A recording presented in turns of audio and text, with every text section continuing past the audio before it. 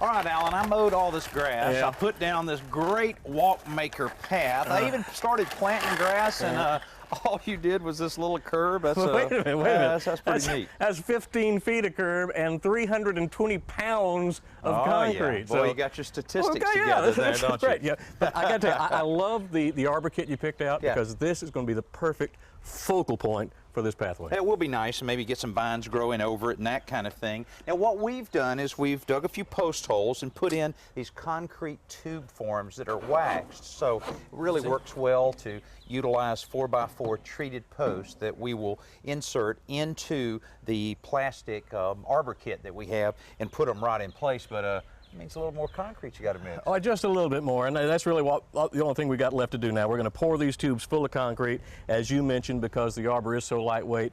4x4 posts are going inside the kit, and we're ready to set it in place. All right, let's go. This time we aren't adding any color to the concrete since it won't be seen. And Alan's mixing this batch even wetter than before so that we can pour it into the tubes directly from the wheelbarrow. Meanwhile, I'm attaching the treated wood post inside the hollow trellis legs by driving several screws into each one, with a couple of feet of post inside the frame and a couple of feet in the concrete footings. This thing should be plenty secure. When the concrete is ready, we pour the holes about 2/3 of the way full to leave a little room for the post.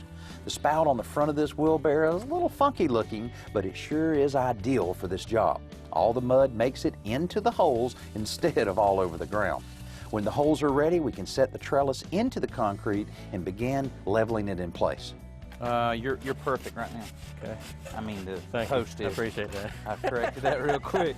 Did you go grab that? The beauty of setting posts this way is that they are completely surrounded by concrete with no chance of voids beneath them.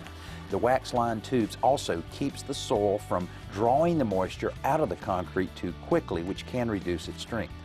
With the trellis complete, we can finish dressing up the yard with another load or two of sod to fill in the bare spots. The curbing has hardened enough now that we can remove the form boards from it before we add some new flowers to the planting bed and freshen the area up with some new mulch.